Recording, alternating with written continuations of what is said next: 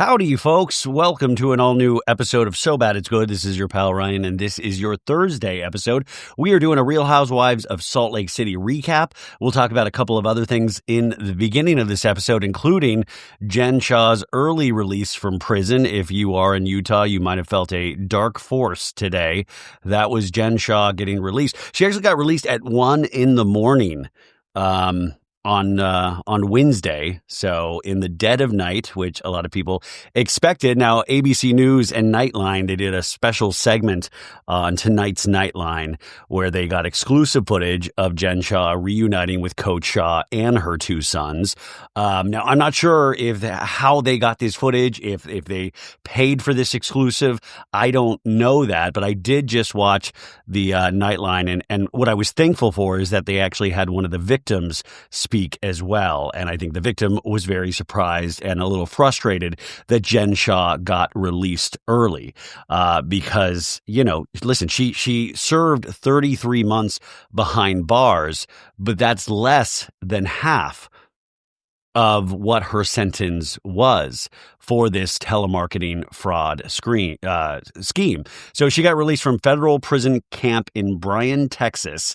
And remember, this was, they call it a camp.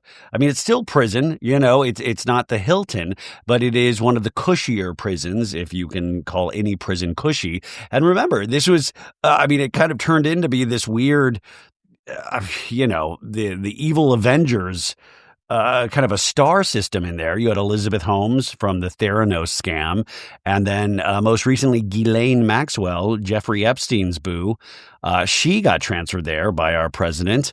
I don't know why she would have gotten transferred there, but we really don't know in terms of who she'll grant her first interview to.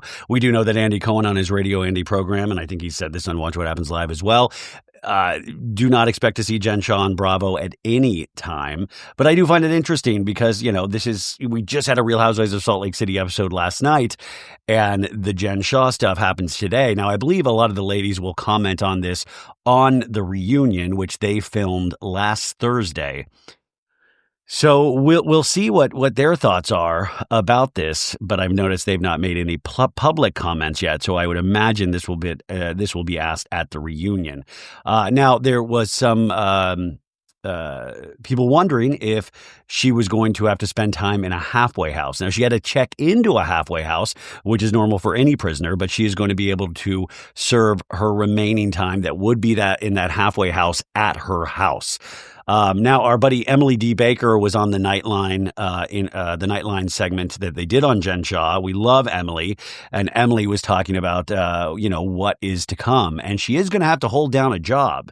I don't know what that looks like exactly, and it's not a job that it's not like, well, I'll wait for a reality TV show. She will have to hold down a job. So she has been in bars since February 17th of 2023, 2 years, 9 months, and 23 days. I do wonder what happened to Stu, her assistant, right? He's behind bars still too. And I'm curious if his sentence has been reduced, because I believe Jen Shah's sentence, didn't it get reduced by the end of time, like 6 times? So according to the prison policy, like I said, Shah could have been released to her home or transferred to a halfway house to complete the remaining portion of her sentence under supervision. And so that remaining portion will be at her house.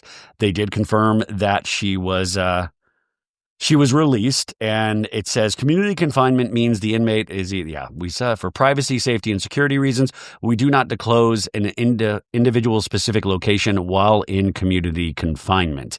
But they actually did, or maybe it leaked that she's going to be able to do that at her house.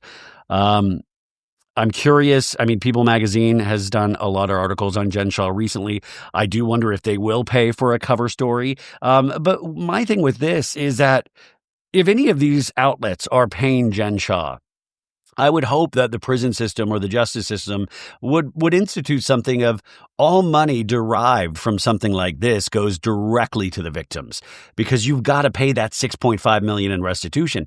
That is something I don't believe you should be able to get out of at all. And I'm all in support if they're going to grant interviews that, if she's going to grant interviews that she's going to get paid from, I believe any and all money from that goes directly to the victims. I think that is such an easy decision. So yeah, Jen Shah will be able to spend Christmas with her family. And I don't really have a lot of other thoughts on that, but you can watch all of that Nightline. It'll be available to stream on Hulu today if you're interested in hearing more. But like I said, loved that they highlighted a victim, and there are so many victims of Jen Shah. So as always, we don't want to forget the victims. I think always there's a tendency in reality shows kind of put this in hyperdrive, is that the person that causes or pretty much does these evil things, they're so outlandish that they're easier to pay attention to. And sometimes the victims themselves, we sometimes ignore or turn a blind eye to because we are looking for mess. And I think Jen Shah was a gigantic mess. And I don't know. I mean, listen, I hope she is able to spend time with her friends and family now. And I'm really personally not interested in seeing her back on television. I do find it interesting. I found it interesting that she got released from prison, and it's always interesting to learn about the prison system. But other than that, this does not change Real Housewives of Salt Lake City one bit. It doesn't. And I'm glad that Bravo is taking a hardline stance against her, because I feel like that would just tempt her. It would just tempt her. The first time we would see bad behavior from Jen Shah, I think everybody would just be like, I knew it. She didn't change. Now, listen, there will be some network that will give her a TV show. I always joke that I think Jen Shah would be great on Love After Lockup. Love After Lockup starts like stunt casting with like pseudo reality star celebrities. But at the end of the day, I don't really want to see that. I think Jen Shah has been given a lot of handouts in life, and she's taken a lot from people. She's stolen a lot from people. And, I'm glad that she has served the time that they deemed that she needed to serve, but that's it. It's like my comments about Erica Jane on Real Housewives of Beverly Hills premiere that I did on Tuesday. I don't have a lot of sympathy or empathy. It's like, to me, it is not, you're not the story where I'm like, God, that's inspiring. What a survivor. No, her victims are survivors. I think we can all agree on that. And if you love Jen Shah truly, guess what? You have her on 3+ seasons of Real Housewives of Salt Lake City. You can literally say, wow, we've got that. You can watch it at any time that you want, and you can see what a mess her life was turning out to be. So hopefully her life is going to be on the straight and narrow at this point, and she is going to be able to pay back these victims. I hope we don't see a lot of legal maneuverings to her trying to get out of this restitution. I mean, we should have Emily D. Baker at some point on in 2026 so she can walk us through what this really means and really how the prison system keeps up with these prisoners. And it is weird. There seems to be a class system even set up in prisons, right? There seems to be a class system where people like Jen Shah, like they are treated differently than, your run-of-the-mill prisoner. So anyways, I wanted to start the show with that so we can get that out of the way, not talk about it at all. How are you guys doing? Are you okay? I got to tell you, this week has felt like 10 years. I feel like I've aged 10 years, and I am tired. We did the last Chumpmas, Jeff Lewis Chumpmas show in Brea last night, and that was just a mess, you guys. What? I felt like I was in a reality show last night. It was so wild. And then I got to be on Jeff Lewis Live this morning, and it was great. I was on with LaKendra Tooks, who, so fun. But the first hour was Carney Wilson and Joey McIntyre. And Joey McIntyre, obviously, come on, Joey Mac, New Kids on the Block. If you listen to this show, you know that when I was growing up, New Kids on the Block, I grew up on a street, all girls, they all loved New Kids on the Block. And Rachel Beaker, the girl that lived down the street, she was in love with Joey McIntyre. So I tried to look like Joey McIntyre, you guys. And I looked like a mentally challenged version of Joey McIntyre. I had really tight curls back then. And I tried to do like that little reverse triangle haircut he did.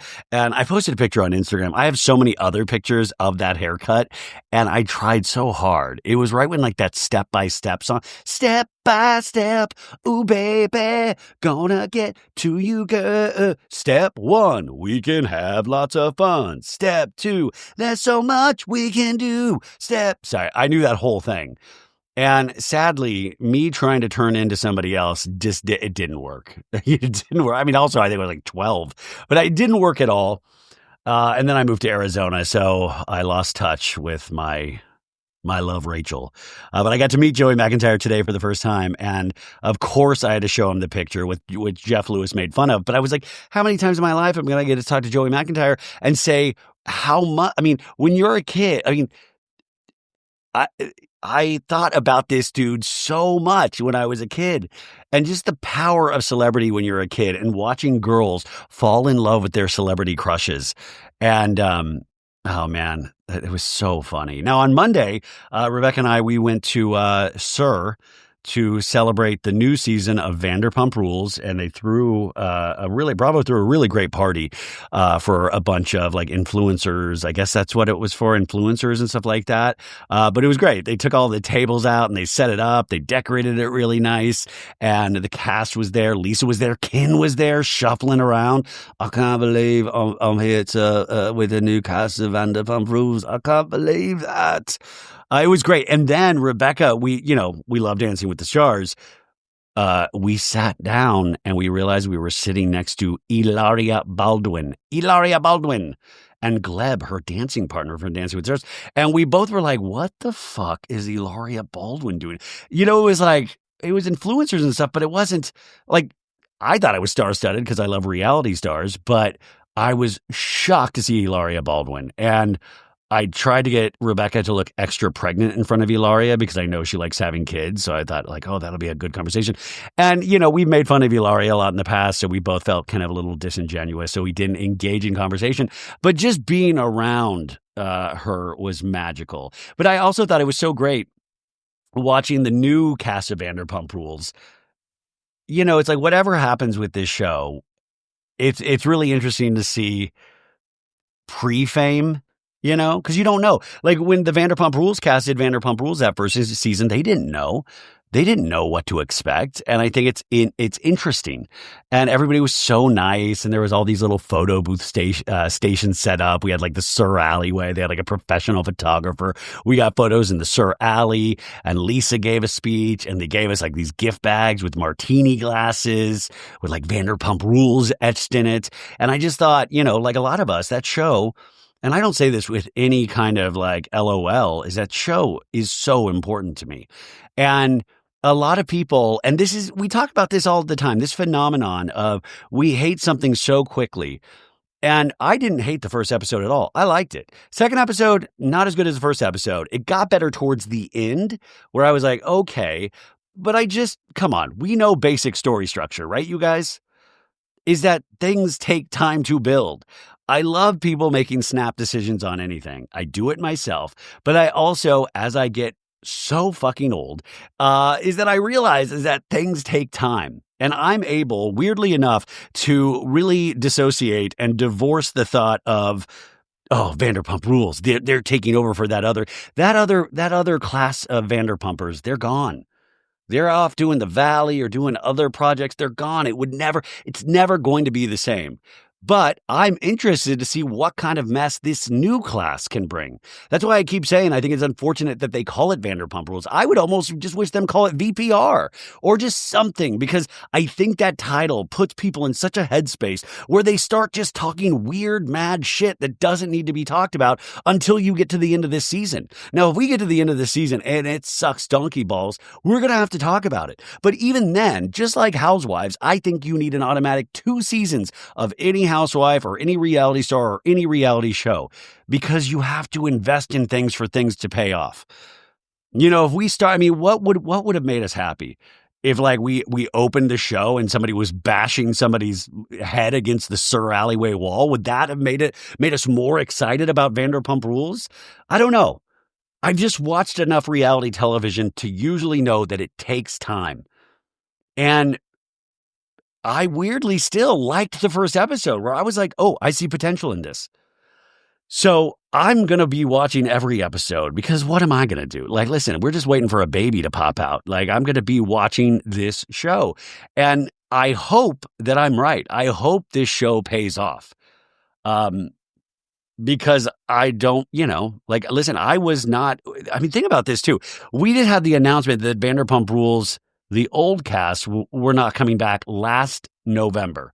Into November, that announcement was made. Within a year, there is a new season of Vanderpump Rules on air. I thought they were going to take some time, but they kept going and they have something. Now they're going to have to rejigger and retool. And a lot of people are taking victory laps because the day and date ratings were not great. I am here once again to talk about our friends over at Quince. You know how much I love Quince. In fact, last night at the Jeff Lewis Live Show, I was wearing my blue Quince sports jacket and it looked amazing. So, cool, cold mornings, holiday plans. This is when we all need our wardrobes to just work. And that's why I'm always all about Quince. They make it easy to look sharp, feel good, and find gifts that last. From Mongolian cashmere sweaters to Italian wool coats, Quince pieces are crafted from premium materials and built to hold up without the luxury markup. Quince makes the essentials every guy needs. Mongolian cashmere sweaters for $50, Italian wool coats that look and feel designer, and denim and chinos that fit just right. And their outerwear lineup is no joke as well. You got down jackets, wool top coats, and leather styles that are built to last. Each piece is made from premium materials by trusted factories that meet rigorous standards for craftsmanship and ethical production. And they cut out the middleman and traditional markups. That's how they do it. Quince delivers the same quality as luxury brands at a fraction of the price. So, get your wardrobe sorted and your gift list handled with Quince. Don't wait. Go to quince.com/sobad for free shipping on your order and 365-day returns. Now available in Canada too. That's QUINCE.com/sobad. Free shipping and 365-day returns. Quince.com/sobad. No shit. If you listen to this podcast, we talk about ratings all the time because it's not the aughts anymore. It's not 2010. We have a different metric for success, and it is called streaming. It is called Peacock. I did notice that Vanderpump Rules was number 2 on the top 10 TV shows on Monday. And that was 6 days after Vanderpump Rules, the new episode premiered. So for 6 days later, for that to be number 2, the number 2 show for that first episode, that is insanely good. Now, they don't give you exact metrics, but remember, Next Gen NYC, that didn't get good day and date numbers either, but it got picked up for a second season because the Peacock streaming numbers were excellent. So these people doing a victory lap, because I always sometimes don't look at that. Why are people celebrating things not doing good? And I just think it's also such an ignorant stance when it's like, no shit, dipshit. What have we been talking about for the last year and a half? Everything's going to streaming. There's a reason. Listen, Summer House had the best season ever last season of its entire 9-year run at that point because of streaming. But if you looked at those day and date numbers, you would think that show was in a death spiral. And so I just think I don't know. Sometimes what bothers me, you guys, there seems to be this excitement when things fail. Now, I like when bad people fail, but I don't root. Maybe not anymore. Maybe I used to, but I don't root for shows to fail. A show has to really, really chap my ass, which is, I don't even know why I just said that, for me to be like, ha. Because I just think I know how much it takes to get something into production, to film it, to put it on air, to advertise. And I think the most hopeful part about myself is for TV. I'm not hopeful in my actual life. I'm a glass half empty kind of guy, but I do want shows to succeed. I want to have something where we're all like, holy shit. And just remember, things can turn on a dime. We hated Vanderpump Rules until Scandival happened. We were like, oh, it should be the last season. Oh my God, cancel it already. And then Scandival happened. You just never know. And I love that about TV. And also, if you're a Taylor Swift fan, moving right along, we have Disney Plus. We have the first two episodes of the Making of the Eras tour, and then also the last Eras tour stop. I guess they filmed that concert, and those both are going to be on Disney Plus, I believe, starting today. And then tonight, Taylor Swift is a guest on the Stephen Colbert Show. So I'm very curious what that looks like. Also, in other news, Secret Lives of Mormon Wives, their Demois posted a rumor, which it seems like Demi from Secret Lives of Mormon Wives kind of confirmed that she is saying goodbye to Secret Lives of Mormon Wives and is working on a spin-off show in California, and that Whitney was connected but is now departing. So Demi is definitely exiting after this season, which Sophie and I talked about on Monday. I think they shouldn't have had her back regardless. And I mean, listen, make whatever you want to make. I just don't think Demi would be the person to head up, starting a mom talk in Los Angeles where we all like drink each other's pee. I mean, it's not a strong person to hang your hat on, but they must have thought this out somehow. I just thought it might be a little short-sighted, especially when Marciano from Vanderpump Villa is suing Demi over her comments about SA. And I was just like, these are such serious issues that maybe we shouldn't be throwing spin-offs willy-nilly. So who knows? Maybe they're just shooting a pilot episode to see if it works and then not giving it a full series commitment. But remember, Mom Talk is just, it's something that we have in our hearts. We're all a part of Mom Talk if you really think about it. Okay, Salt Lake City. This was another weird episode. I enjoyed it. I found out that Angie was Greek this week. Who knew? No, it was great. It was great to see these ladies in Greece. I mean, this is a phenomenal location. You're like, wow, we're spending some big money now on these Salt Lake City gals. I remember when they were just going to they just went to San Diego. It was I think because Jen Shah couldn't leave a certain area due to her court case.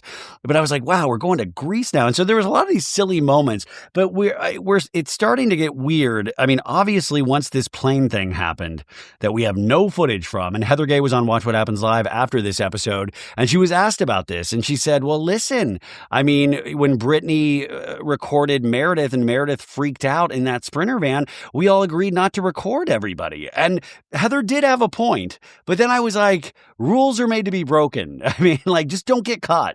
Don't get caught. And also, if there are two producers up there, then it's the producer's job to film. They don't have the same sisterhood bond you all pretend to have with each other. It is getting a little weird, though. In this episode, especially, Heather Gay, once again, doing way too much. She's got to really be careful. I feel like she has never acclimated to the star power that receipts, proof, timeline, screenshots, all of that BS that gave her. And it's just starting to feel cringy. And you at some point go who are you? Who are you? What are you sharing besides a 20-year-old mattress that you moved out of your place?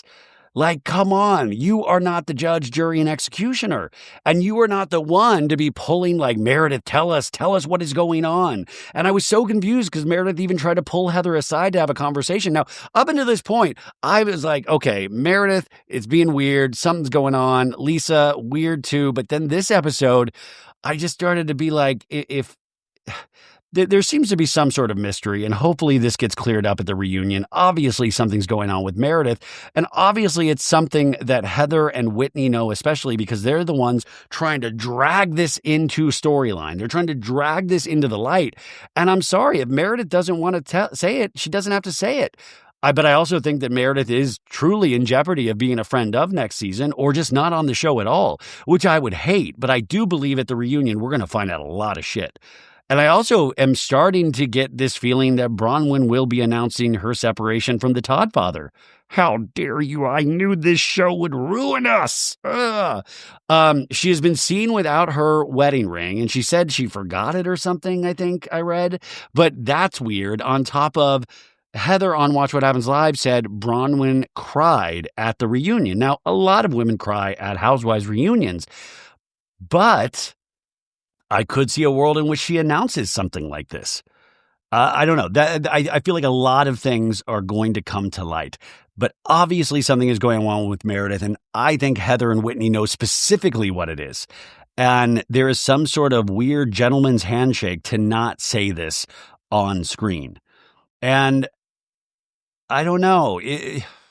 It was a weird episode because, Lisa's out there hanging with herself, which, by the way, Lisa loves herself. So Lisa loves good company. And she's like, I love hanging out with myself. I hate hanging out with myself unless I'm watching television. And then I'm like, this is so fun. I am so fun to watch television with. I just sit there and I watch television. So fun. But Lisa genuinely seems to be one of those people that I'm sure she's like having the time of her life by herself, just like shopping at little Greece, little bodegas and all of these things. I mean, she looked like she was having the time of her life. But once again, that also leads us to how much of this really is a sisterhood. And I think once you get into the realization of how ridiculous that idea is, you start being like, shut up, Heather. Meredith doesn't have to tell you shit. She doesn't trust you. None of you ladies seem to truly trust each other except for little pockets of people, like an Angie and Mary or Heather and Whitney. And so I like this episode, I think. But I think we just hit that high watermark at those below deck episodes, and we've never fully gotten back to normal. And so now, we know that we filmed the reunion last week. So that means we only have 3 or 4 more episodes left, I would imagine. That's usually how it works.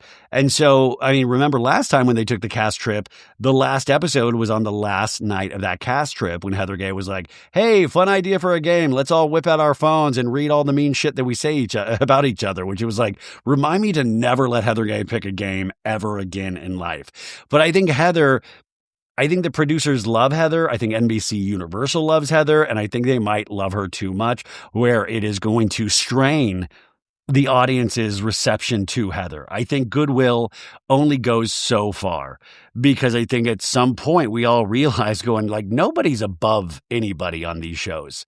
You might have good seasons and you might have good episodes and you might have a good line, but you got to show up every day. And I think, even Bethany Frankel towards the end of her run on Roni, when she really just thought her shit didn't stink, and she just thought like, life isn't a cabaret, which was an iconic monologue geared towards Luann, it also just showed those real feelings of like, what the F am I doing here? And Heather, I think this job has been able to get her to rub shoulders with people that she finds hysterically funny. And the show did that for her. But you don't want to ever start feeling like you're bigger than the show. I think Bronwyn is a star.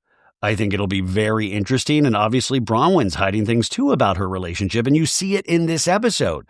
Mary has come out of her shell. Obviously her son is in jail right now until February at least. And then you have that TLC docuseries on Mary's church coming out January 1st. So Mary's about to be, people are going to start looking into Mary a little deeper. And there's part of me that's sad where I'm like, I trust that Salt Lake will get back to the amazingness that it was earlier in the season. But there is a part of me, just like we were talking about OG Vanderpump Rules, you only have this, it's like appreciate when something is so good because it is so hard to remain good. And relationships are so fragile. And that's what reality shows, that's the monetary value. Are relationships, and relationships on reality television are so fragile. Relationships in real life are so fragile. So that's what worries me, is that will we ever be able to get back to these women being able to fully function as a group, even if they're fighting as a group, and Meredith not just completely clocking out for episodes. And I thought maybe that's a part of it too, is Heather just seemed like she was poking Meredith, where I was like, is Heather trying to wake Meredith up? Is she trying it's like I always call her the Incredible Hulk, where you gotta get Bruce Banner angry so he turns into the Incredible Hulk. And I'm like, is Heather trying to poke? Because that's the only thing usually Meredith will hear. Eventually she'll just get so pissed and start yelling and slurring iconic lines. I don't know. But anyways, let's get into this. We got a lot of stuff to talk about with this episode. But thank you for being here today. We're going to take our last commercial break of the episode and come back and start recapping the episode. Okay, season 6, episode 13. This is called Greek for the Week. So Bad It's Good is sponsored by our friends over at Mint Mobile. I use Mint Mobile, and you should too. In fact, I just convinced my dad to switch to Mint Mobile because I'm not going to let big wireless and my overpriced phone bill suck the joy out of my holidays this year. Because right now, all of Mint Mobile's unlimited plans are 50% off. I can get 3, 6, or 12 months of unlimited premium wireless for $15 a month. It is their best deal of the year, and it makes it really easy for me to give my expensive wireless bill the Scrooge treatment. So all Mint plans come with high-speed data and unlimited talk and text on the nation's largest 5G network. You can also bring your current phone number over to Mint, and there are no contracts and no nonsense. So turn your expensive wireless present into a huge wireless savings future by switching to Mint. Shop Mint Unlimited plans at mintmobile.com/sobad. That's mintmobile.com/sobad. Limited time offer, upfront payment of $45 for 3 months, $90 for 6 months, or $180 for 12 months. Plan required, $15 a month equivalent. Taxes and fees extra, initial plan term only, 35 gigabytes may slow when network is busy. Capable device required. Availability, speed, and coverage varies. See mintmobile.com. Greek for the week. And the description that Peacock gives us says, the ladies kick off their Greek getaway in Santorini, but the paradise doesn't stay peaceful for too long. Who would have thought? What? The paradise doesn't stay peaceful for too long? Wouldn't it be great if it was like, and they have an amazing trip? They have an amazing 3 episodes of fun in the sun. That's it. Period. But of course, it doesn't stay peaceful for too long. I was trying to think because, there are so many things I love about Greek. And Greek, I love the yogurt. I love Mamma Mia, which then I was thinking Salt Lake City is such a weird show that it would be great if they did musical numbers. I mean, it wouldn't be reality, but I was like, I would love if they just started singing like ABBA songs in Greece. That's the kind of weirdness I have come to expect from these Salt Lake City gals. And just to point out once again that Real Housewives of Salt Lake City, this reality series is making the end of the year best in television list. Vanity Fair called it best in TV. I believe New York Magazine called it the best in TV. And I think that's amazing. It has its own lane, this Salt Lake City franchise. And so congratulations to these ladies. And once again, want to point out they did it without Jen Shah. So take that, Jen. We see scenes from previous episodes where Lisa Barlow is saying like, I do big things. And Heather Gay's like, okay, so what? And we had like last week's episode, remember Bronwyn had a Boston Tea Party where everybody on stage, threw their little complaint over into the harbor. And then Meredith threatened the cast with pee tests, which nobody took. I still find it, what a waste of piss tests. Like the fact that the producers didn't say, okay, well, if you're going to give everybody pee tests, you got to pee on the stick. And then we call the episode Pee on a Stick. Like that. And also, so this week's episode, I felt like the first scene should have just been all these ladies waking up the next day going, was I wearing a fucking fright wig? And Meredith gave us a pee test and caviar in the same bag. Like everybody should have like taken a moment to shake that off because I'm still scarred by that. And I learned pretty much nothing. It was ridiculous. But we open up on the mean streets of Salt Lake City. We have the choral music. But it's like a little bit horror already. And I love that Salt Lake City is considered this a certain type of place, but then they have kind of such antiseptic houses. Like Angie K's house is like a smaller version of like the inside of Kim and Kanye's mansion, that creepy mansion that like it scared the crap out of me. And Angie K is so full of life. So these type of houses to me always read just so like weird. It's like a horror film waiting to happen. But we see that I believe Angie K's dad and her aunt are over there. And Angie's like, well, the girls are going to be over in a second. And then out of nowhere, talking about a horror film, Heather Gay's at the front door. It's a huge front door with a window. And she's like, ah! She's like waving frantically. I'm just like, calm down, Heather. God, Heather's just so excited to be rid of that 20-year-old mattress. But Angie's like, your students are arriving. So obviously the aunt and the dad are going to teach these ladies something. It would be great if the aunt and the dad are like, no, we're going to have you take the piss test for real. So obviously this is something to do with Greece, right? Or Greek. So Louis, Angie's dad, is like, yeah, good to see you. Good to see you, Heather. Good, good, good. And then Mary gets there and they hug. Mary is wearing some sort of fringe at the bottom of, I don't know. It's like fringe that starts at the waist and goes down to the floor. And the dad, Louis, is asking Heather, so have you been to Greece before? And Heather's like, never been to Greece. And Heather's one of those people that will like put their hand on you when they're like close talk you, like in Seinfeld, a close talker. No, I've never been to Greece, Louis. No. And Louis like, you'll like it, Heather. And then I was like, Louis, let's leave her there, huh? Yeah, let's leave Heather Gay there, huh? But Heather's like, I can't believe I'm going. And Angie says, since I'm applying to get my Greek citizenship, isn't it great? Bronwyn's trying to get like U.S. citizenship and Angie's trying to get Greek. We should do some sort of like switch off. Anyways, Angie says she really wants to take the ladies to see the most beautiful country with the most beautiful people. And then I love that Angie's aunt is close with Mary Cosby. She's like, how are you, Mary? And they have like this beautiful hug. And I'm telling you, the more I see it with Angie and Mary's familiarity with Angie's family, I want to see that spinoff. Anyways, Angie says, these ladies are going to join me in being Greek for the week. Greek for the week. And then we flash back where we're at the Boston Tea Party episode and Angie is saying, I have an epic trip planned, ladies. We're going to Greece. And everybody's like, whoa. And Meredith's like, hey. And it's Santorini, you guys. Angie says, I brought the Greekest Greeks you'll know in Salt Lake City to come and give us basic Greek words that you need to know. And the aunt is like, Yashu means hi. Yashu means hi. And Mary's like, Yasu? And Heather's like, how do I say thank you, Louis? Evaristo, Evaristo, Evaristo, Evaristo. Heather should want to know how to say thirsty. Anyways. And then Heather goes, how do I say snooze fest? How do you say snooze fest? I don't know how you say it, but I'm just going to flash back to those mattress scene that you did, Heather, and that's snooze fest in Greece for me. But we flash back to Mary Cosby when they were on that Below Deck episodes where Mary Cosby was telling Meredith Marks that she was a snooze. Right now, you're being a snooze, right? So Heather's like, snooze fest. How do you say it? There is not a Greek word for snooze, I guess.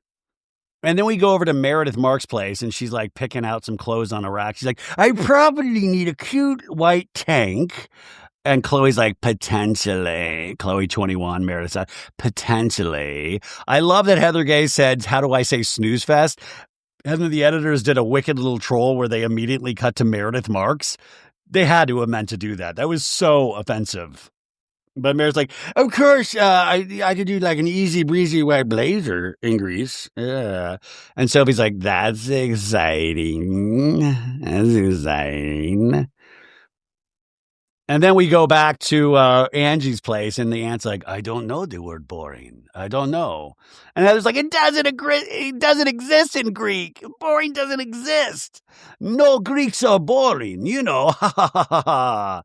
Louis like, we're not boring, so we don't have a word for it. I love that my Louis imitation sounds like Count Dracula. And then Mary says, how do you say you have no manners? It's like, oh, it's Arthropos. Arthropos. Then we go over to Lisa Barlow's place, and John Barlow, by the way, Lisa is on the floor of this room, and there's like Gucci bags surrounding Lisa Barlow. It looks like she's Khloe Kardashian when she tries to give away things on her Instagram. If you like sign up like to like 30, anyways, John Barlow's like, is this all you're bringing, you know? And Lisa's like, no, I have like so much stuff in the bedroom, like 60 Chanel bags. And I have like a whole box of Versace stuff I have to go through. I know it's Italian, but it feels Greek. And then Lisa goes, I love all my stuff. I got really cute stuff. I'm starting to get I'm even more confused about Lisa Barlow than I was at the start of the season. We find out that Lisa Barlow has one horse, potentially wants two. Thinking about getting two. And then she has 60 Chanel bags and Versace bags. I'm so worried about everybody's finances. We go back to Mary, and Mary's asking Louis, how do you say shut up? And they both go, skase, skase. And then Heather Gay goes, how do you say like piss off? So piss off, they have a word for as well. How do you say piss off? And then I was like, how do you say fruity pebbles? How do you say drinking somebody's piss like they do on Secret Lives of Mormon Wives? We go back to Bronwyn, and Bronwyn's talking to Todd, the Todd father. And Bronwyn, iconic. Her fashion is always on point. She's wearing a sweatshirt that says, slut for deviled eggs. I never thought about that, but I too am a slut for deviled eggs. I love deviled eggs. My mom used to make great I think they were pretty basic, but for me, they were I loved my mom's deviled eggs. And deviled eggs are tricky, you guys, because you can't just eat one. And then all of a sudden, you've eaten 8 deviled eggs. You've all of a sudden just pounded deviled eggs. But Bronwyn's like, Todd, I might be in for a feisty trip again. And Todd is so excited when Bronwyn talks anything about these ladies. And Todd looks like slumped over. I was like, is Todd okay? And he goes, could be. Could be a crazy trip. And Bronwyn's like, but you know what? If they fight on the flight again, all their good luck was used up last time. This time, someone's getting zip-tied to their chair. What's a great police situation, Todd? Todd goes, I would say it's not good. Todd, can we actually get you to breathe in a scene? Can we get the blood pressure going? And Bronwyn always Todd's barely making any effort at all. And Bronwyn's like, oh, Todd, you are just so funny and energetic. Okay. But Angie speaks Greek, and she'll be able to get us out of trouble, Todd. And Todd's like, you don't know what she's going to say to him when she's speaking Greek. She might just say, lock the bitch up. Todd. She might just say, smack that bitch up. Then we go over to Angie's again, and the aunt's like, you're going over there to be nice and to meet people? Or are you going to go over there to be mad? You're going to go over there to be mad. Because they love Greece. They don't want to send these hooligans over to Greece and all of a sudden ruin the good name of Greece and Greek culture. Hell no. If I was Angie, I would not do this to Greek. This is not good for foreign relations. Okay, so we get out of that scene, and all of a sudden we're at the airport. Everybody's getting dropped off. Angie has the Greek flag. She has Greek sunglasses. She's like in full blue satin with a Greek flag around the. He's like, and by the way, I know they're going to Greece, but I have a feeling this is Angie's airport outfit. Bronwyn gets out of her car. She's not wearing an inflatable this time, which I kind of was sad about. Like I wanted her to be like a Angie brought those Greek glasses for everybody. We see everybody wearing the Greek glasses, and Lisa Barlow comes up and is like, baklava. Opa, baklava, opa. Is that how you say it? Baklava, opa. And they're all waving these like mini Greek flags. And Heather's like, I've always wanted to go to Greece. The only Greek thing I know is Clash of the Titans, which was this old 80s movie with Harry Hamlin. And they show a picture of it. Harry Hamlin, like a Greek god in this film. And she's like, yeah. And all the Greek gods seem to be men that I would take home, like in this film, Clash of the Titans. Heather always never missing an opportunity to let us know she loves dick, right?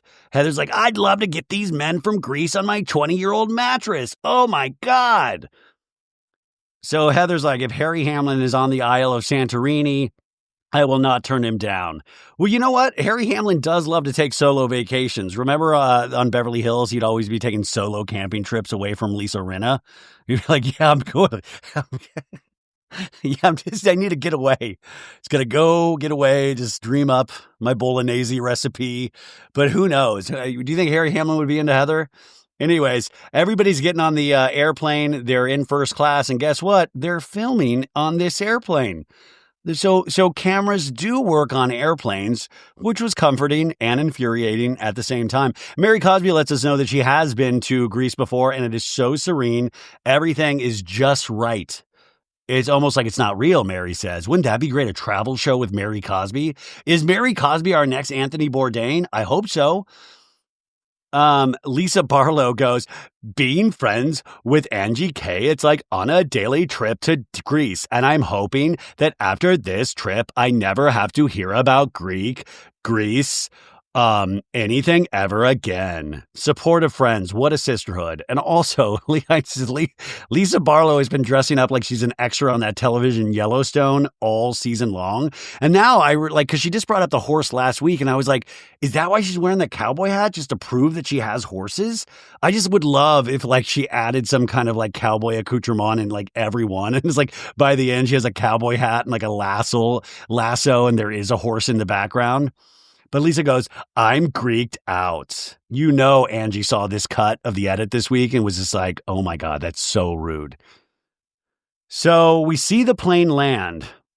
And we are in Santorini, Greece, you guys. It is magical. And I have to tell you, all those white houses on the hills, there is really something so magical about it. And it just adds to how I always say Salt Lake City is like the Housewives iteration that is a fever dream. Once again, you're like, of course, I'm seeing Greece. I'm seeing Greece on Salt Lake City. Of course I am. And the water looks beautiful. We see the waves crashing. And I will say, the blue in the Greek flag, it is just a beautiful color blue. So all the ladies are cheering in the airport. Angie K is leading the charge with the little Greek flag. And everybody's going, baklava, which is a flippin' dessert. They're kicking up their heels. And we meet our driver, Nikos, this big, burly Greek driver, Nikos. And you can tell Heather Gay is already well, not anywhere near Harry Hamlin, but I'll hit it. Yeah, I'll hit it with Nico. Now, the ladies are in the Sprinter van already getting, basic facts about Santorini wrong, where Lisa's like, oh my God, how big is Santorini? And it's 76 square kilometers. And nobody knew it was that big, they say. And Heather's like, it's more like Barbados or Canouan, right? Size-wise? Canouan's only 8 millimeters, right? No, that's all right. Yeah, 8 kilometers, sorry. And Barbados is 439 kilometers. And Heather finally admits that she doesn't understand the size of islands. And then Heather throws in, or penises. I'm so horny. That's every line Heather says has the subtext of, I'm horny. I'm so horny. Hold me, Nikos. And Angie's like, Nico, just plug your ears. Heather keeps piping up. I want to smoke a Greek cigarette. We're getting tattoos and we're coming home with Greek men's numbers in our phones. That's our 3 goals. I don't want to come home with a bunch of STIs and STDs. 4 goals. And then Heather's like, Nico, do you have any single friends?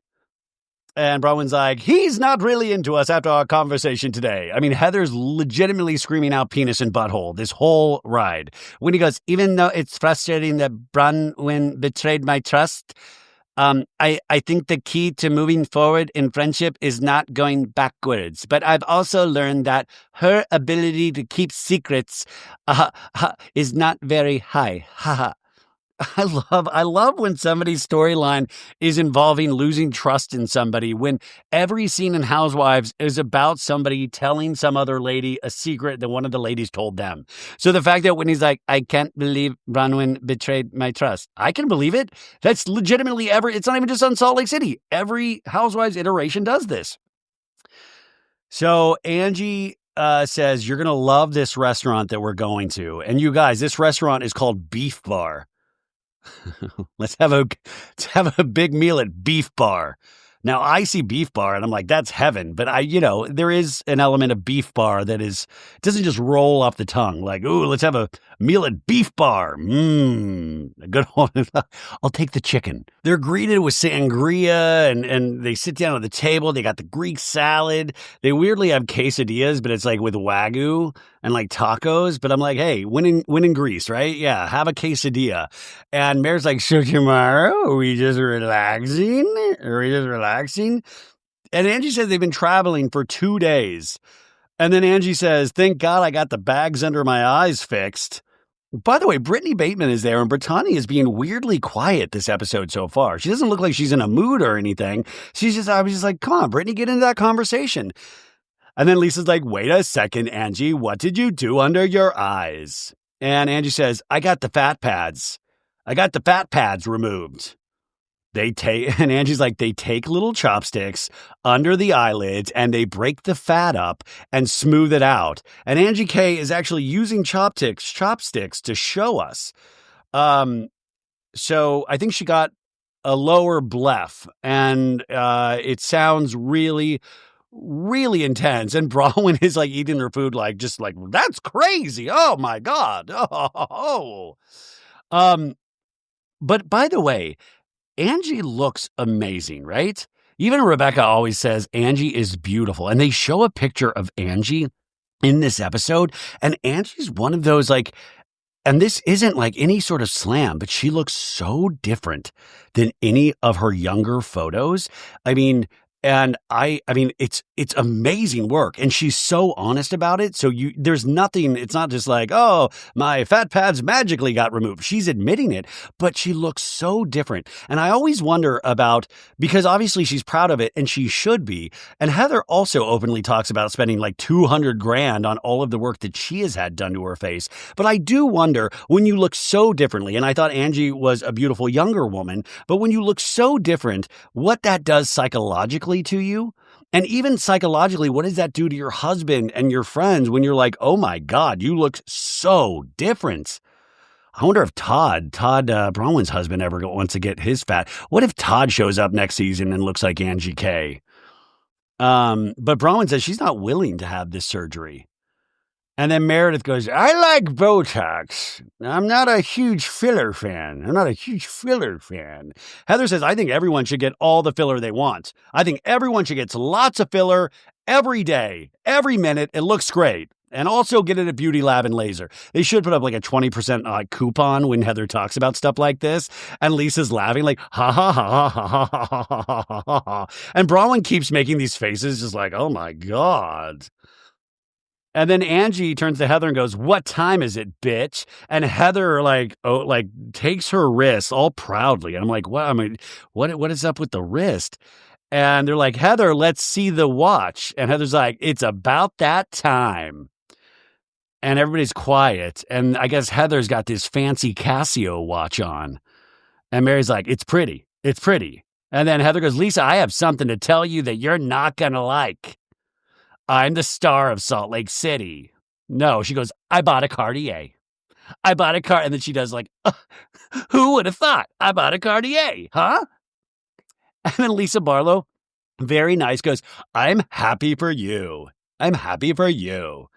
And Heather downs her drink, except that if you notice it, that drink's already empty. You know that when you keep awkwardly drinking a drink that's empty and you just keep because there's like fruit in the drink and she's trying to get all the fruit squishins, right?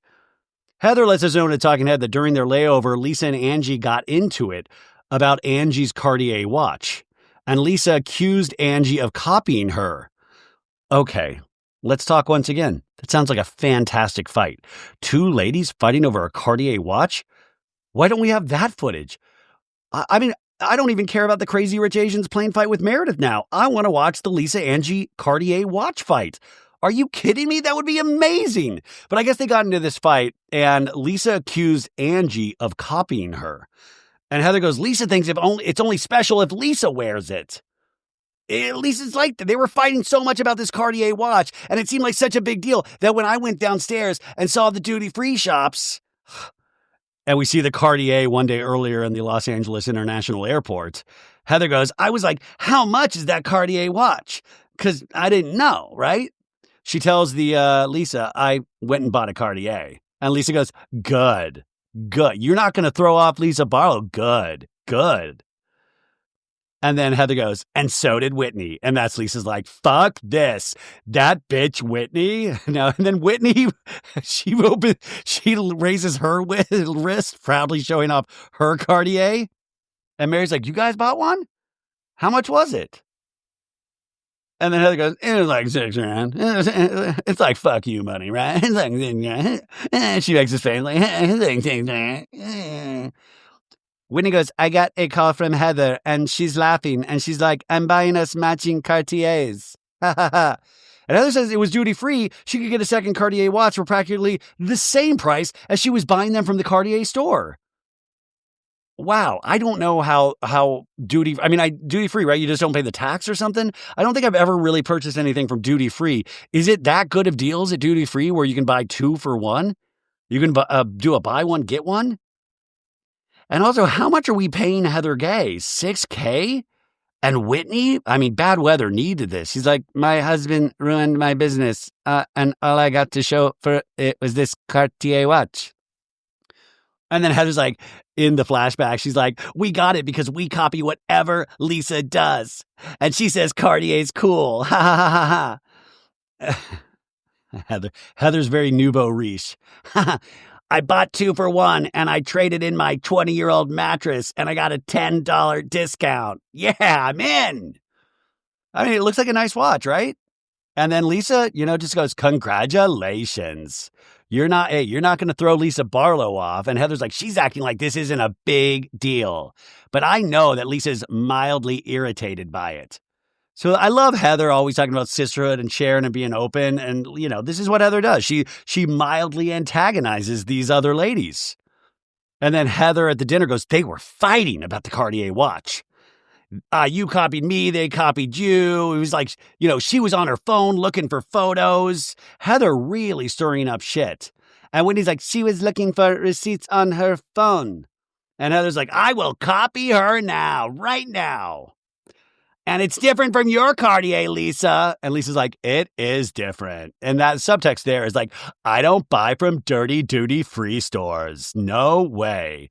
Mary in a talking head says, I would never argue about Cartier watches. She says Cartier watches? No. That's a grandma watch, she says. Mary Cosby thrillingly says, that's a grandma watch. She goes, none of us are spring chickens.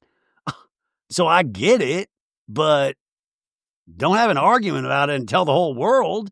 Yeah, Heather, you're wearing a grandma watch. When you're trying to get Greek dick, they're going to be like, oh, wait a sec. Golden girl, I saw about the Cartier watch, huh? Angie says, listen, the watch it's not a competition. Everyone has beautiful things. Everybody works hard, and we're all happy for you that you got a Cartier, and you should be happy for everybody else, Lisa. No one's copying. And Lisa's just like, sometimes you do feel bad for Lisa. Just like, oh my God, is this going to be really a thing? But Angie goes, Lisa, you do say that about people, that you think I got a Cartier because you were wearing one. You said, yeah, I did think you copied me. And Lisa's like, yeah. And when I wear Schiaparelli, then you start wearing Schiaparelli. And Angie goes, Lisa, I had a Cartier over 10 years ago. I will say, I do love the rhythm in which Angie and Lisa Barlow fight. I find it thrilling. I do. I find it silly. I find it funny. I know they're fully in it. That's another bonus point, right? But Angie goes, and now suddenly you have one and I've copied you. Oh my God, is Cartier on Twitter? Cartier is going to do some kind of tweet of like, ladies, stop fighting. We're a brand for everybody, except for poor people. But Lisa goes, I've had mine for like 3 or 4 years. And Angie goes, Lisa, find a photo of you wearing it then. Come on. And then Lisa goes, you find a photo of you wearing it. That's how they fight too. Lisa loves to do I'll just repeat back to you what you just said to me. And Angie goes, I will. I have one on my Facebook. And that's where we see it. We see this photo, you guys, with Angie, her dad, Louie, and what is this, her sister? And this is from 2016. And this is where I'm saying, this does not look like Angie K. It looks like another beautiful woman, but it doesn't look like the beautiful Angie K that we know now. Is she one of those lizard people? Is this what we call cloning? I hate to be conspiratorial, but I have been on a TikTok jag right now where I've been, on like a cloning thing. This could be a cloning situation. And Lisa's like, this is kind of silly, don't you think? And Angie goes, you know what's silly is your snobbiness. Oh, like you copied my watch. I'm not snobby, Angie K. And Angie's like, you're the only one that can afford certain things. And Lisa's like, nope, I don't think you can think that.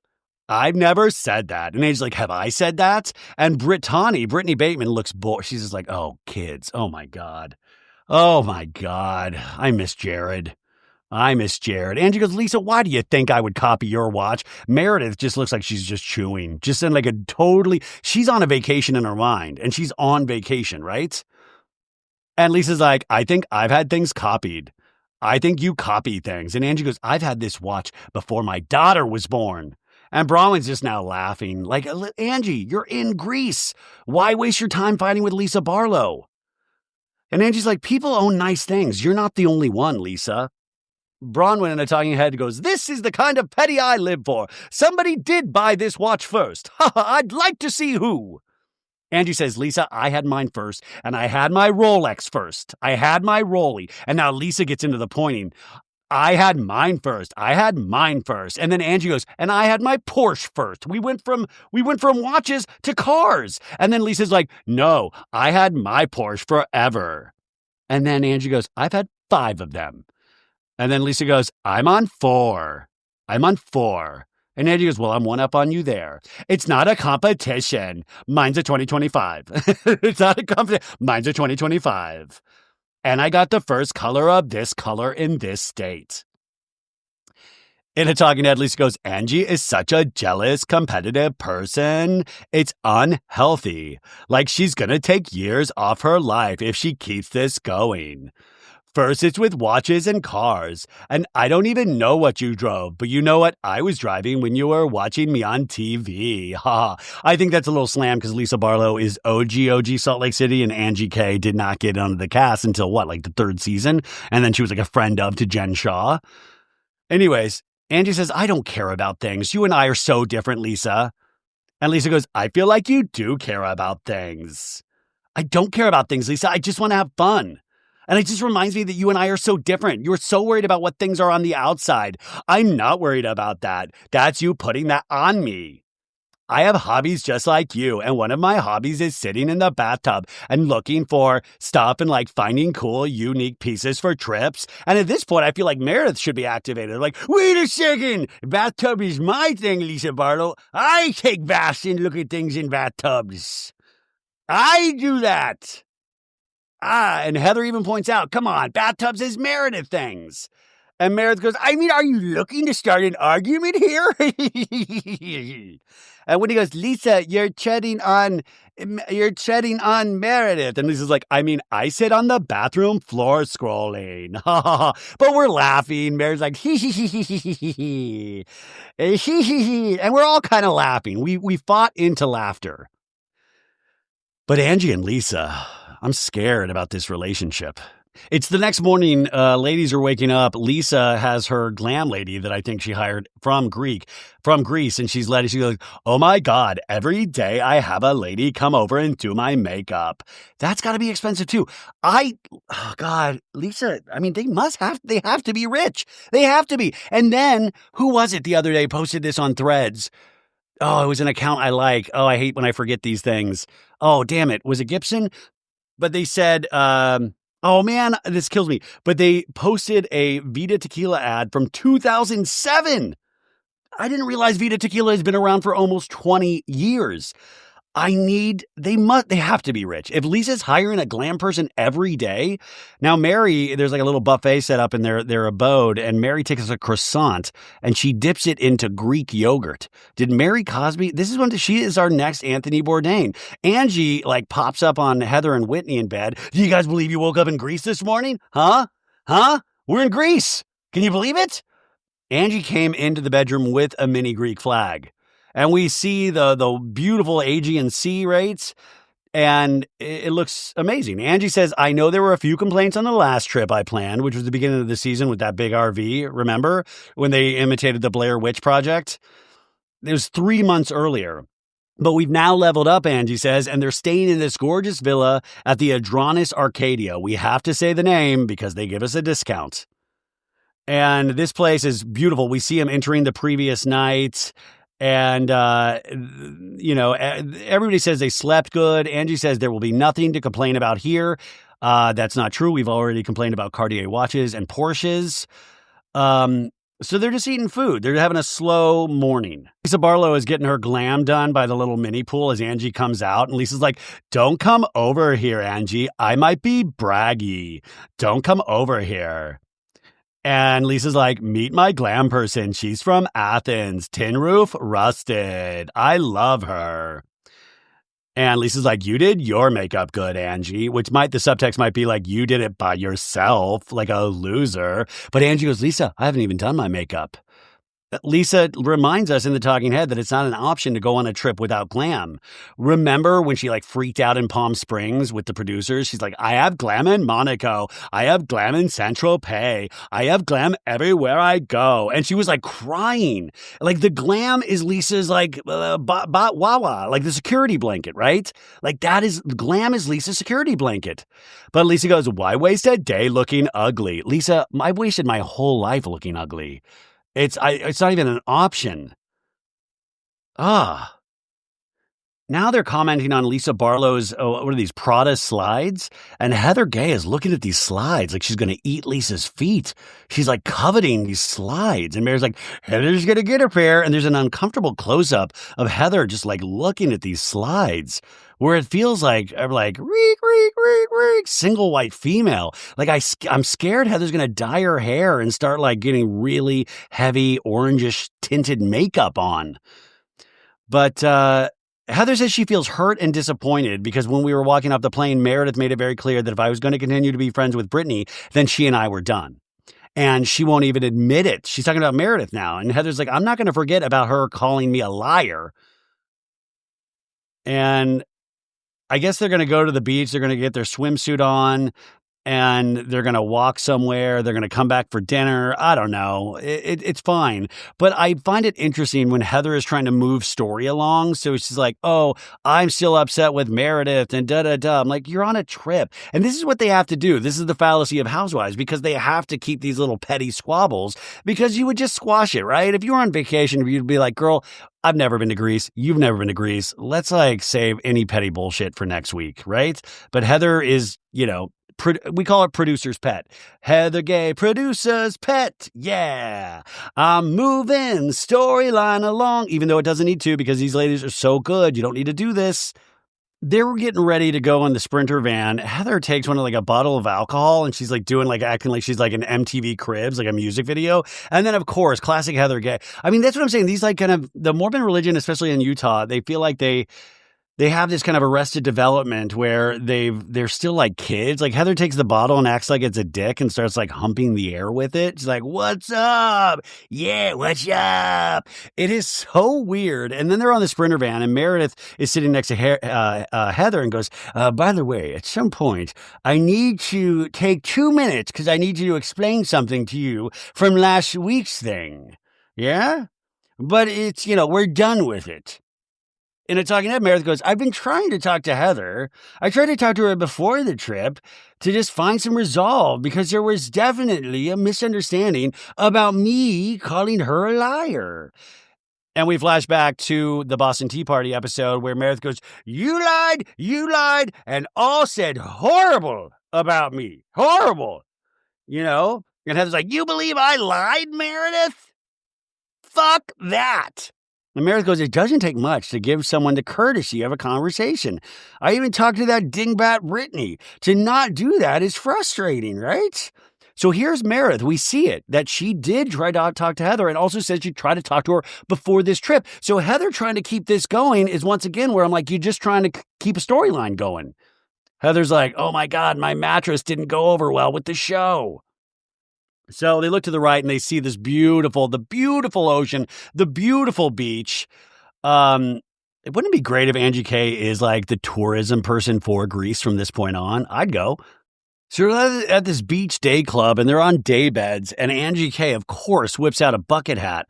But it's not just a bucket hat. It's a Greek flag bucket hat. And Mary Cosby's like, that ruined your whole outfit, Angie. Take that off. Unless you need it for the sun. And then Mary's like, Bronwyn, let me see your face shape.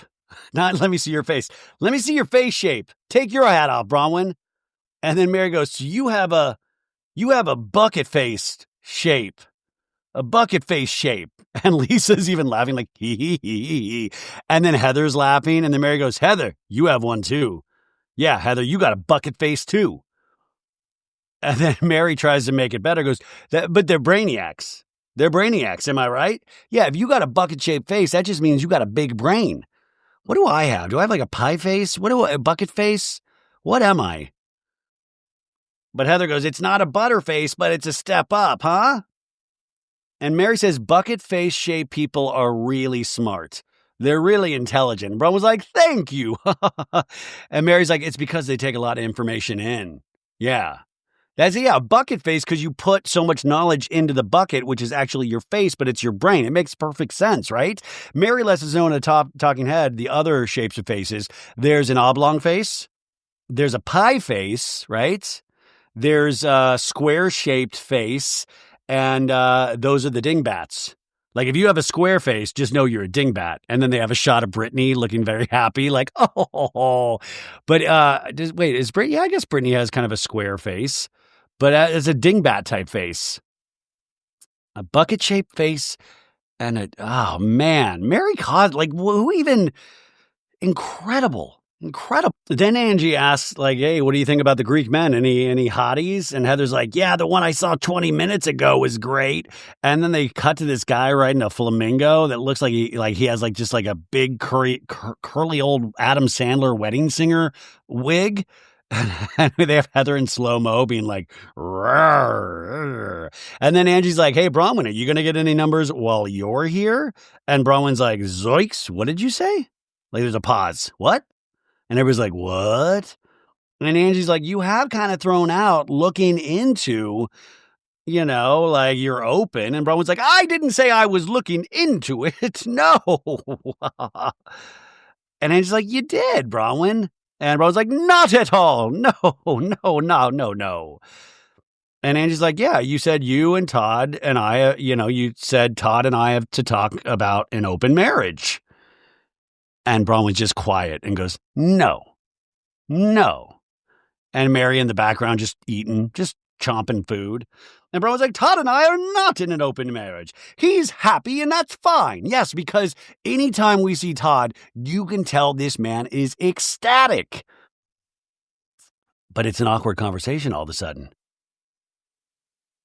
And Heather goes, I feel like you're very matter-of-fact about it, right?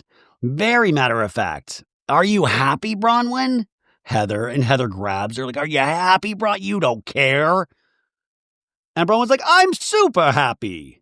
And then Heather again goes, are you happy? Get your hand off me. And Bronwyn's like, I am. I super adore Todd. And we're happy. And there's no drama at my house. And we love Muzzy living there. Heather in a talking head says, last time I heard about Todd, he was looking at lingerie pictures on his iPad and sleeping at a hotel. Because remember, Bronwyn 3 weeks earlier kicked him to the curb after that Twitter, lingerie picture looking of Todd. This wasn't even about him farting and making out. We still don't gotten to the bottom of that story. But Heather's like, so now they're happy monogamous and Bronwyn would never dare clutch my pearls? Think of hooking up with a Greek man? Heather, just be happy. It's more Greek men for you. But Heather goes, let's be fair, Bronwyn. She said, Bronwyn, I notice you're not wearing your wedding ring. Is there something you want to announce? And Bronwyn's like, I'm also not wearing it today. I don't wear it a lot of times. I don't. I wear different jewelry all the time. And Heather's like, so that was all a ruse? Dun dun dun dun dun. Inspector Heather. Dun dun dun dun dun. Woo-oo. But Bronwyn's like, well, no, you might have added 2 + 2 and gotten 5 there. Yes. Whitney in a talking head goes, at this point, it's not so much about the details or the story. It's what does Bronwyn want us to think? She put all this out there about her relationship with Todd, and now she's backpedaling. So I'm just kind of like, what actually happened and what's real? I thought we agreed to start swapping partners, me and Bronwyn with Justin and Todd. What's going on? I don't know. Mary's like, this is the thing, Bronwyn. With your bucket head, you can't pretend like it didn't happen. When you say stuff and then you put it out there, you confide or you tell us something, it does come across as there's trouble. But when you come back and bring it back up, you can't pretend like you don't know what we're talking about or you don't know what Heather's saying. And Bronwyn goes, I do know what Heather's saying, but I didn't say to Heather that Todd moved out.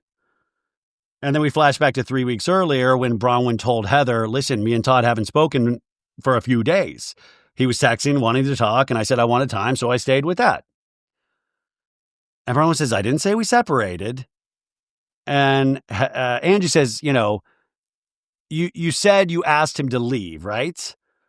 And Heather's like, you said it to the whole group. And Heather's starting to get weirdly agitated. Like, Heather and Whitney doing too much on this back half of the season, doing way too much. But Mary Cosby, I just never thought I would say this. I just never thought that Mary Cosby would be the lady that actually explains the reality of the reality, right? Like, Mary Cosby is holding our hands and walking us through this. Heather's just like throwing darts and trying to find one that lands. But Bronwyn's like, this is so weird that I came to you guys. Really, honestly, I don't have to explain anything that happens in my house. I mean, my furniture, I don't have to explain that. Muzzy, I will not explain Muzzy. And then Heather goes, listen, I'm on your side. Are you? Are you? Brittany under her breath goes, this is crazy. And then Meredith goes, Bronwyn, I was not there. So I didn't hear any of this, and I also have a hearing aid, so even if I was there, me hearing it is 50-50. But I've stood in your shoes, Bronwyn, so I support the position you're in. But from my past experience, this is probably not the end of it with this group. I'm just telling you that was my experience. I'm just telling you. I miss Seth Marks. I miss him. I miss you too, Ryan. I miss when you talked about me being a pervert in Columbus, Ohio. Come on, man. I missed you. God, where is Seth? But Angie says, once again, there's no judgment on my end. You were open about it. And, we're just having fun and teasing. But Meredith is right. Like, yeah, no doubt. Like, no storyline is officially closed ever on Housewives. And then Heather tries to bring it back to some sort of I just want to know if Lisa Barlow is going to hook up with a Greek guy. And then Lisa goes, John is Russian, German, Jew. And I'll stick with that. John Barlow is all the colors of a rainbow. Hell yeah. We're back in the place, and Angie says, you got about an hour to get ready. We're going to look at some stores, then do dinner. And Lisa's trying to calculate what she's going to do, glam and like clothing-wise. And then Heather goes into Mary Cosby's room and it's like, hey, we need to shut the door for this conversation. I love that Heather kind of, in a sense, has to kiss the Mary Cosby ring now. It's like, oh, I got to get in good with Mary Cosby. She's the one that makes sense on this show. And then Heather's like, I don't know what's going on with Meredith, Mary. For someone that I feel like I have such a good relationship with, it blows my mind that she can make little cutting comments, call me a liar. Get over it, Heather. Are you insane? Now you're starting to come off batshit because you could have spent this time instead of bitching about Meredith to Mary. You could have actually went and had the conversation with Meredith that she wanted to have with you earlier. What? But Heather's like, she never truly apologized to make it right because you didn't talk to her. She said she wanted to talk to you. But Heather's like, she just wants to move on like nothing ever happened.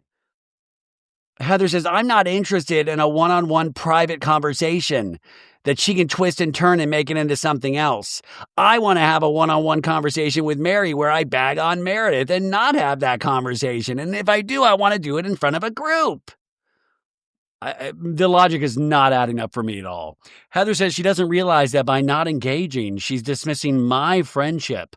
Oh, God, imagine somebody dismissing Heather's friendship. Oh, my God. But Mary goes, say that to her face. Say that to her face. Say that to her bucket head. Say that to her oblong face. Mary's like, I think you need to be more direct. Tell her how you're feeling because she listens to you. And there's like, I don't know what to say to her because I've been so direct. And she takes it as a personal attack, Mary. She leaves it there and we never bring it up again. Mary in a talking head goes, I was raised to tell people how I feel and be honest. Yeah, Mary Cosby's going to tell you how she feels and be honest to the point where it hurts you. She goes, I don't think that these women are capable of being able to just say how they truly, honestly feel, right? Just because they worry about things that don't matter, like other people's feelings. No, I'm kidding, she says.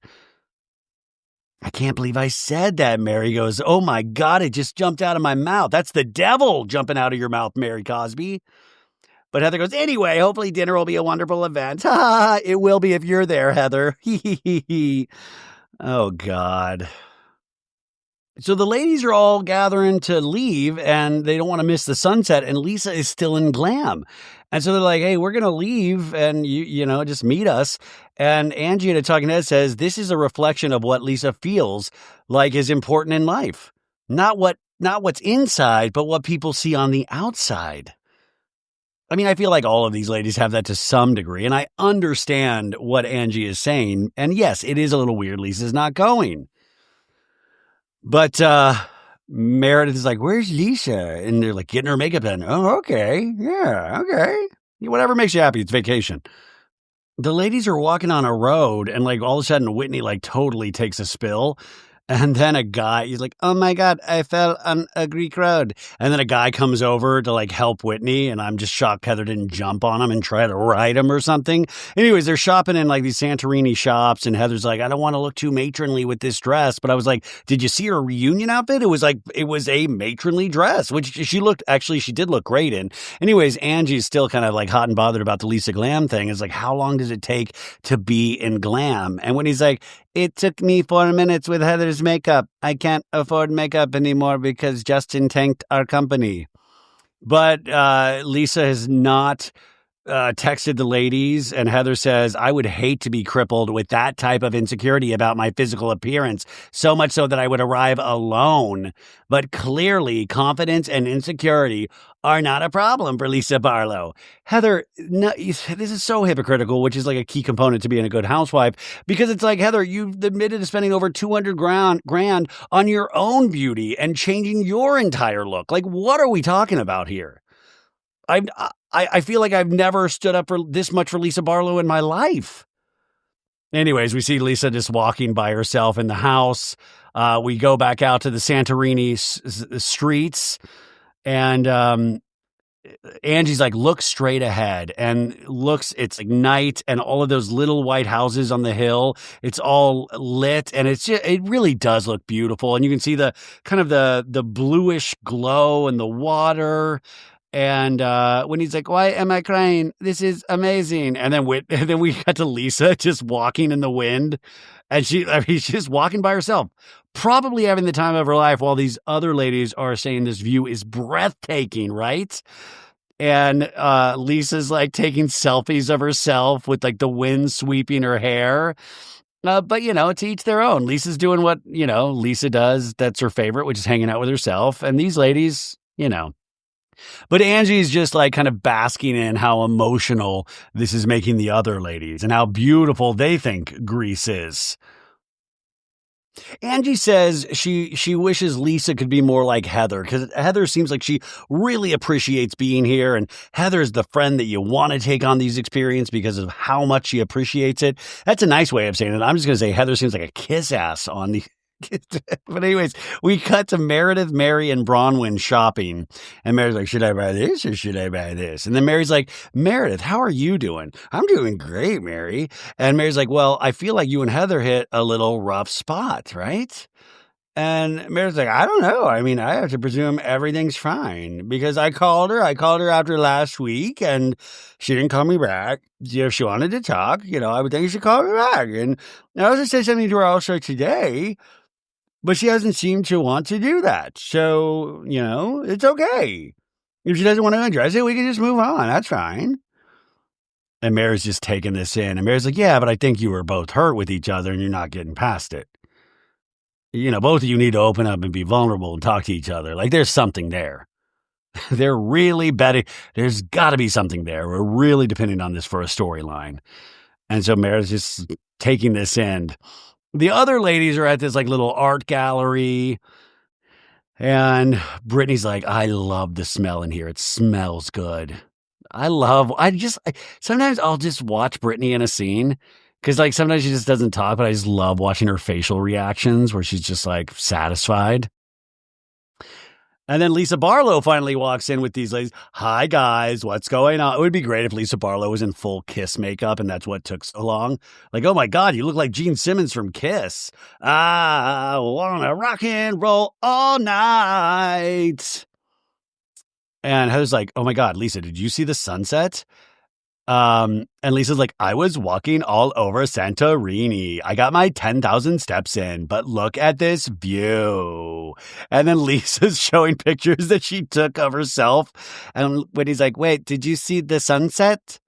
I saw the sunset. Yeah. I had been walking since before the sunset. It's so pretty. And Angie's like, yeah, it's a photo op for sure. Angie says she can't figure Lisa out. What really matters to you? The glam and the material things or your friendships? But Leah, listen, at least Lisa got to appreciate the beauty. But also Lisa appreciates the beauty of herself. Lisa goes, I love that I got to explore parts of Santorini by myself. I found some killer Birkenstocks. I didn't think that was, I found a Spencer's Gifts and I bought a little knickknack. But Lisa goes, there wasn't any negativity. I'm like, I love a little me time. And then she's showing Whitney. She's like, I use this as a glam inspo. And Whitney's like, is that your wallpaper? And Lisa Barlow says, yeah, I make my glam shots my wallpaper on my phone. Because Lisa goes, so I can keep seeing it. When he goes, meanwhile, did you see the beautiful views? And Lisa goes, yes. Angie's talking to Heather going, the fact that she would be 2 or 3 hours late and then be in sunglasses, that is just odd. I think Angie's upset she's not in the Greek sunglasses, maybe. Who knows? Now, they're all seated at this beautiful dinner table, right? Overlooking the ocean. And Meredith puts a little gift down at Heather's place. And we flash back to an hour earlier when Meredith is asking the ladies, should I get Heather a little evil eye necklace as a peace offering? And they're like, that's a good idea, Meredith. Yeah, it'll be my peace offering. So Meredith, God, like Heather has it so good. She got she bought a Cartier watch. Now Meredith is giving her free jewelry. But they're all like, Meredith, that is just amazing. Good, Meredith. Good girl. But they're like, yeah, open it. And Heather's like, it is beautiful. Is that an H? And Mary's like, it's a peace offering. Yeah, it's a peace offering. And Braun was like, she's trying to make up with you, Heather. And Heather's like, it's not going to work. Heather, I know I'm really tired this week, but this just chaps my hide. It's not going to work. Heather's like, it's a wonderful gesture. Heather says, I feel like she's treating me like the woman who's been cheated on. Just give me a few gifts without being specific about what it's about, and we're going to be back to normal.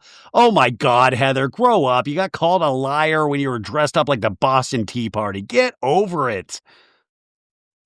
So now Lisa, Angie, everybody's, seated. Everybody's very excited. Angie asks if Lisa can be on time tomorrow, and Lisa's like, yes, I can. In a talking head, Lisa goes, I didn't know there were mosquitoes in Greece, because there's a big one across from me. I just want to smack it. A big Angie K mosquito. Yes. So there's some awkward crunching of the bread as there's silence at the table, and I know they put in those crunching noises. The bread didn't crunch that hard. You put in that sound effect. And then Mary Cosby's like, Meredith and Heather Gay, are you guys okay? Are you guys okay? You two probably should talk. Mary Cosby trying to move storyline. And Heather's like, well, when I opened my necklace and put it on, which I love, Bronwyn kept saying it's a peace offering from Meredith. Yeah.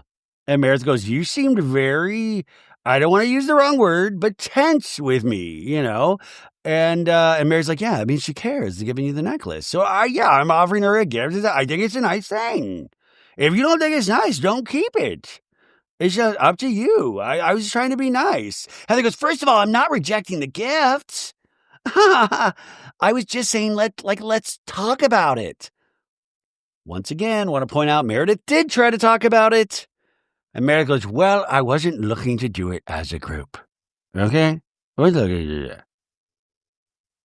And I called you, Heather, and I reached out again this morning. So Meredith says she wants to start this with the group to rile people up, to start on me again. It's clear that Heather doesn't have respect for our friendship. Meredith goes, well, Heather, it's not something I can address as a group, okay? It's not. And so everybody's like tense. And Heather goes, you assassinated my character. Oh, this is what, and I hate to keep bringing up Jen Shah. Jen Shah assassinated your character. You know how bad Jen Shah looked, like made you look? Heather, ugh. And you dejected our history and our friendship. And Meredith goes, no, I did not. And my loyalty, Meredith. No, I did not. I did not. Heather says, I'm not sure how to speak to somebody like this. I've never been in a situation where it's just like a stone wall of denial. Meredith goes, that is not true, Heather. Come on. And I goes, that happened.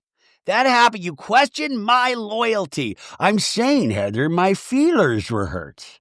I'm saying my feelings were hurt too. And I apologized to you, Heather, and you apologized to me. So I don't know why we're still talking about it. Heather goes, I was very, very hurt by you calling me a liar. I did not call you a liar. I mean, she did. I mean, she called everybody a liar, but... And then Lisa goes, everybody makes mistakes in friendships, and you can't constantly hold people to this crazy standard that you don't even hold yourself. That's exhausting. Yes. I'm once again agreeing with Lisa. What? In a talking head, Lisa goes, it's a little ridiculous that Heather plays Judge Judy in every situation. She's like, you're the bad one. You did this. You're awful. And I'm a better friend to you. And it's like, why the fuck are you judging her so harshly? Lisa in the scene goes, and everyone preaches, I want good friendships, and I want to be good, and I want people to be good to me. Be good to everybody. Practice what you preach. My eyesight's not good. Is that Jesus Christ over there? No, that's Lisa Barlow. Lisa in a talking head goes, why is it okay for you to express your feelings but not Meredith? I'm frustrated.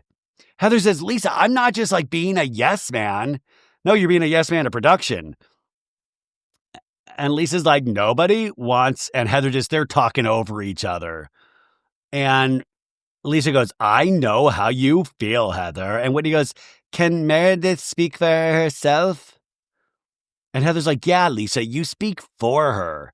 It is funny. There is a little bit of a Tom and Ariana thing going. You know how Ariana spoke Sandoval and would speak for Tom because Tom couldn't fully express herself. And Lisa's like, you guys had a miss over, and Heather's like, that is pissing me off. I did not have a miss. I ride hard or die for Meredith from day one. You know what? Oh, God. It's words with Heather. I ride or die. You always say you ride. The only person you truly really rode way too hard for was Jen Shah. But you don't ride hard for Meredith from day one. That is just flipping words that come out of your mouth that makes it makes you sound good. And Heather's like, and when she brought up the TikTok, I completely defended you, Meredith. And the next morning at breakfast, you came in guns a-blazing. And I was like, listen, I'm trying to sleep with Captain Jason here. But you're freaking out over this TikTok. And there have been much bigger bombs placed in your lap that you had chosen to ignore and look the other way. And you are choosing to pick this TikTok as the reason to annihilate your friendship with me and with Brittany. You are selective about what you have outrage for. And Meredith is just not even, Meredith's like a stone. She's like, interesting. She's not even saying anything. And then finally goes, I don't agree with you. Touche. I don't agree with you. I don't agree with you. And if you want to hold a grudge against me over it, I mean, that's up to you. Heather's like, how is this flipping on me? This is not on me. I'm not holding a grudge. Oh, you are holding. I'm gonna tear my own head off. I'm not holding a grudge. By the way, they have a great shot of Brittany just gritting her teeth, going, oh, I can't believe I'm here.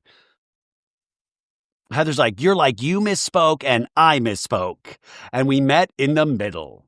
I would never do that to you. When you hurt my feelings the way you did, I would never just be like, you misspoke, I misspoke, and I thought we had moved on. But apparently you're so petty you haven't. Also, can I say something? I think Heather's been a little drinky tonight. It's a little drinky. You get that vibe? I do.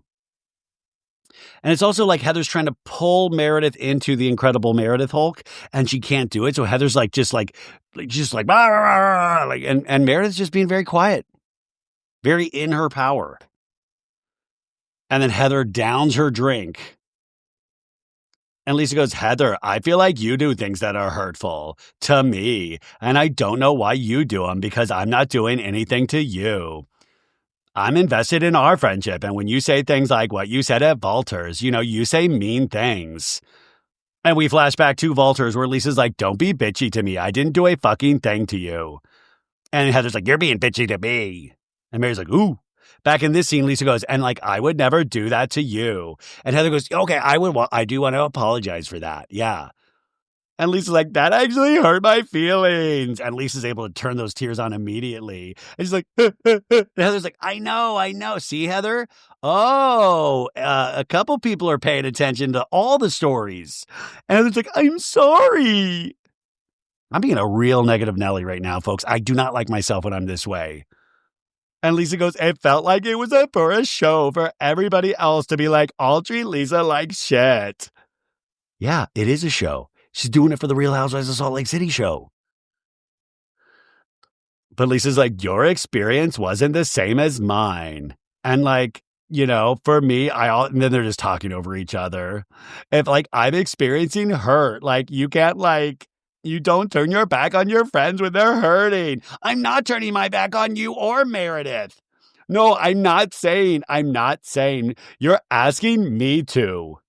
And now Whitney, for some reason, is crying and is like wiping her little blanket, or like her blanket over her eyes.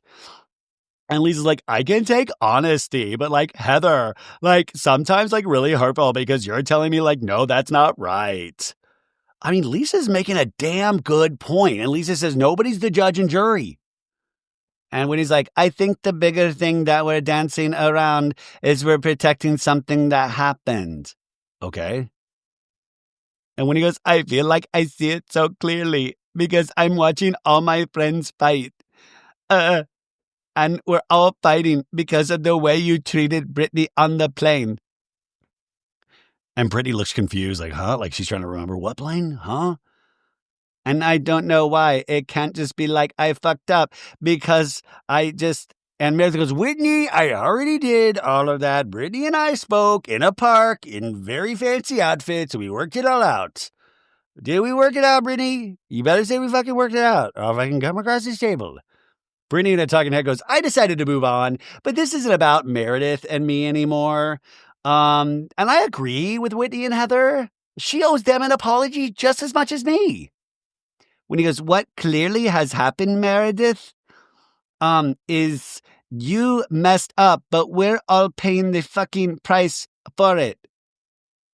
Did I miss like 5 episodes? Like, did you know that the audience was going to hate that we didn't have video of this? And that's what you're paying the price for it? What? What is the price? But when he's like, take that, Meredith.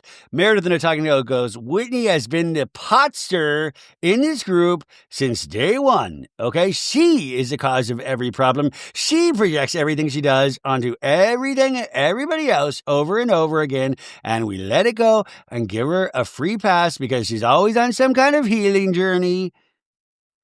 I don't think you have a problem, Meredith. I think you're the problem right now. This is such a mess. And Meredith goes, everyone at this table has done things. Probably much worse. Okay? And then Meredith stands up and they're like, are you leaving? And Brittany like unhinges her jaw like, oh my God. Oh my God. And Lisa goes and follows Meredith. I mean, this is not what you do in Greece. And then Heather's like, I'm obviously in trouble now for saying how I really felt. And then she said, I'm not going to say anything because she wants to support her. But now they're going to reframe everything that just happened. And, and I'm going to end up apologizing again for ever having an opinion. Oh, I'm a perpetual victim. And Mary just goes, you did what you could. And Heather's like, I feel worse now than I did when I came to dinner, but I got a free necklace out of it. And Braun was like, just because it wasn't received, Heather, doesn't mean you were wrong to say it. Well, I'm just saying that I value friendship over everything. And it just makes me feel bad to be reminded of where I really am at, in the rank of importance. Oh, shut up. I do not believe Heather believes this for a damn second. I know Heather knows that she is so important to this show and that she is so loved. And that is, Heather has been a fan of reality shows and Housewives way before she even got on this show. I don't like this. This to me feels icky. And this is the first episode in a long time where I definitely understood Lisa Barlow's point of view, which I never thought I would say. And Meredith, I started to kind of, listen, Meredith has some sort of issue and they're trying to pull it out. But Heather is doing like theatrics to the point where it is just irking me. So now we see previews for next week's episode and they're still touring around Santorini. They're on bikes and then they're on horses. And then Brittany says, just because you thought of the same thing, I'm supposed to give up my trademark to you? And then Angie goes, if somebody said slut, Brittany, do you now own the word slut? So that's obviously about high body count hair. And then Meredith goes, you lied about me having issues with substance abuse and mental health, Whitney. That's a lie. And then some guy goes, Opa, boba. So that's it, folks. Santorini next week, but what a weird episode. And it's taken a turn. Like the weird episodes, they're usually super fun on Salt Lake, and this was fun, but it's starting to get really annoying. And I hope we can break out of that. But like Heather playing the victim, like if Meredith actually has an issue or some like problems with substance abuse or mental health, that deserves a little bit more kindness and that we don't need to turn it around on Heather. And I'm sorry, like I didn't even think for a second of like, oh my God, Heather should be so offended. I would be offended if somebody brought me a pee test along with caviar. That's more offensive than the liar. She called everybody a liar at that thing. I only hear Heather bitching about it. And Meredith tried to talk to her multiple times. I'm usually not this angry at the end of an episode. Anyways, folks, thanks for being here today. Come back on Friday for an all-new episode. And yes, Rebecca will be here for another Southern Charm episode this weekend. Those have been such a blast. But thank you, guys. Have a great Thursday. Bye.